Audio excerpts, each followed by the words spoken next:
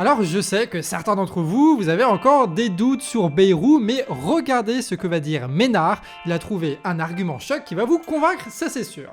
Moi, François Bayrou, il a quelque chose à mes yeux d'important, c'est qu'il est de quelque part. Je veux De dire, Pau, c'est ça? non, Non il est mais d'à côté de Pau et il vit dans la maison où il est né, où ses parents vivaient. C'est important, c'est quelqu'un qui, dans le roman national, sait de quoi il parle. Alors convaincu? Non, bizarre. Allez, aujourd'hui, on va parler d'abord de la grave situation à Mayotte et on va enchaîner par les premiers jours de Bayrou qui impose son style et emmène avec lui des polémiques. Bienvenue sur Actu Réfractaire.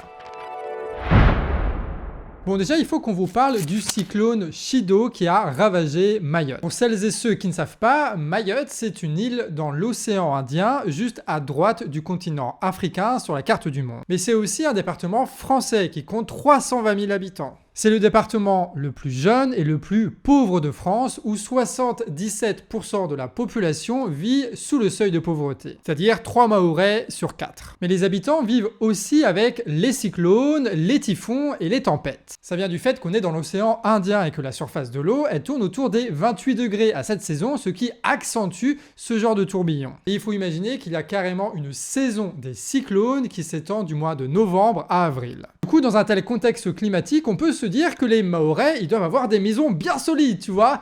Eh ben non, c'est tout l'inverse, puisqu'une très large partie de la population vivent dans des maisons en tôle. Et donc cette précarité du logement, elle peut rendre la saison des cyclones beaucoup plus dangereuse. Le drame s'est donc produit samedi, quand un cyclone de 220 km/h est passé en plein milieu de l'île. Du coup, les infrastructures précaires ont laissé les Mahorais totalement à sa merci.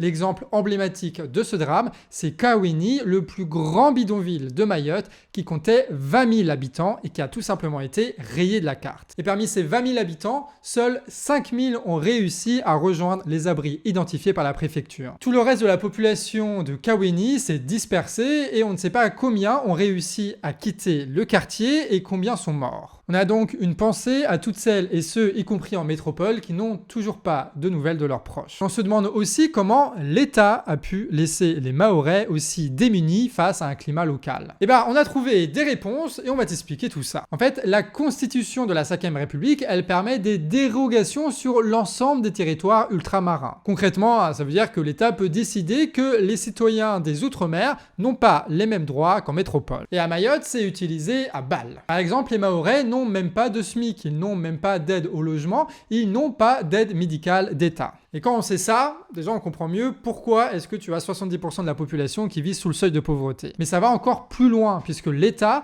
peut faire des lois spécialement pour les territoires ultramarins. C'est le cas de la loi Elan, qui est en vigueur uniquement à Mayotte et en Guyane. Cette fameuse loi Elan, elle permet aux préfets de détruire rapidement des quartiers. Et ça a été utilisé à fond pendant les opérations Wambushu et Place Nette. Avec comme résultat des quartiers entiers qui ont été rasés, mais évidemment sans aucune solution de relogement. Donc les Mahorais, ils ont dû refaire des maisons avec ce qu'ils avaient sous la main. Et ce qu'ils avaient sous la main, c'est de la tôle, une tôle qui s'est envolée avec le cyclone samedi dernier. Du coup, la responsabilité de l'État est directe puisque c'est la politique du gouvernement qui a créé cette situation de détresse. Maintenant, le seul hôpital de l'île a été endommagé, il n'y a plus d'accès à l'eau courante ni à l'électricité. Du coup, c'est la course contre la montre pour éviter que ce sinistre ne se transforme en épidémie et en famine. Et dans cette course à l'aide humanitaire, il y a un grand enjeu, c'est le déblayage des routes. Bah oui, parce que pour construire des infrastructures de soins et reloger, même temporairement, il faut dégager les débris. Et bien souvent, c'est la population elle-même qui déblaye. Mais il y a beaucoup d'enfants mahorais qui sont aujourd'hui livrés à eux-mêmes, sans logement, sans eau, pendant que leurs parents déblaient toute la journée. Encore une fois, si vous avez de la famille ou des amis à Mayotte, force à vous et à vos proches. N'hésitez pas à nous partager vos témoignages en commentaire. Cette crise de Mayotte, elle a aussi rythmé les premiers jours à la tête de Matignon de François Bayrou. Alors tout a commencé avec cette transmission de poste qui est passionnante. Je veux dire simplement que j'ai 2 obsessions. La première obsession, qui est pour moi un des risques les plus graves, c'est le mur de verre qui s'est construit entre les citoyens et les pouvoirs.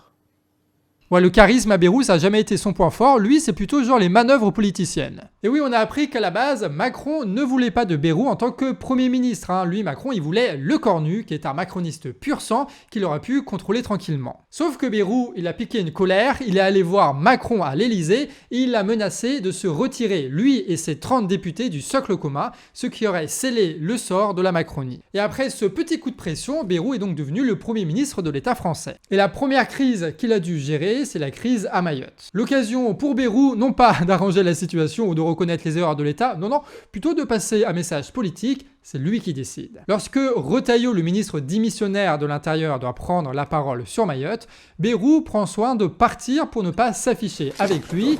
Voilà, on a l'impression que c'est un vrai épisode de The Office. Ensuite, au lieu d'aller à Mayotte, il part en jet à Pau pour animer en tant que maire le conseil municipal. Et oui, Bayrou a beau avoir arraché son poste de Premier ministre, il s'accroche à son mandat de maire et aussi à celui de président de l'agglomération de Pau. Et la raison, elle est évidente et ça a été dit par des opposants à son conseil municipal. Bah oui, Bayrou, c'est mieux que personne, qu'il est Premier ministre aujourd'hui, mais que ça va pas durer très longtemps. Donc il la joue solo et il couvre ses arrières. Et pour justifier ses actions, maintenant il se déclare favorable au cumul des mandats. Alors pour ceux qui connaissent un peu l'histoire de Bayrou, c'est en contradiction totale avec tout ce qu'il a dit dans le passé.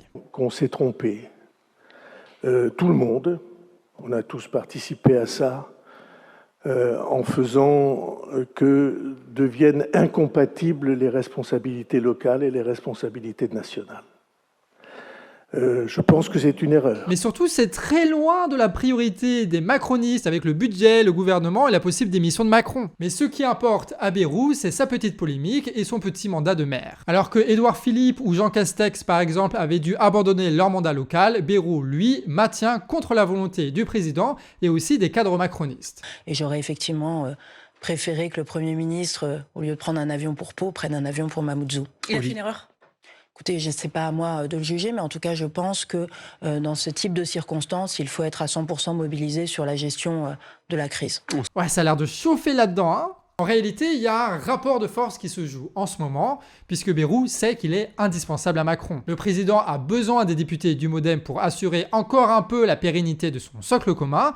Il a aussi besoin d'une figure centrale qui peut convaincre le PS de ne pas voter la censure et qui a assez de contacts dans son téléphone pour former un gouvernement qui a un peu plus de gueule que le précédent. En fait, le destin de Bayrou et de Macron sont aujourd'hui liés. Bayrou doit réussir à former un gouvernement stable, sinon, s'il se fait censurer et dégager, ça prouve qu'il est impossible de gouverner dans ces conditions, ce qui donnera du coup raison à ceux qui appellent à la démission de Macron. Mais c'est pas le seul Bayrou à faire des manœuvres. T'as aussi Édouard Philippe qui s'est déjà porté candidat pour les prochaines élections présidentielles, et de son côté, Gabriel Attal a bien repris en main le parti présidentiel. Il a même sorti une vidéo promo de lui-même avec ce discours. Nous ne serons jamais un parti comme les autres.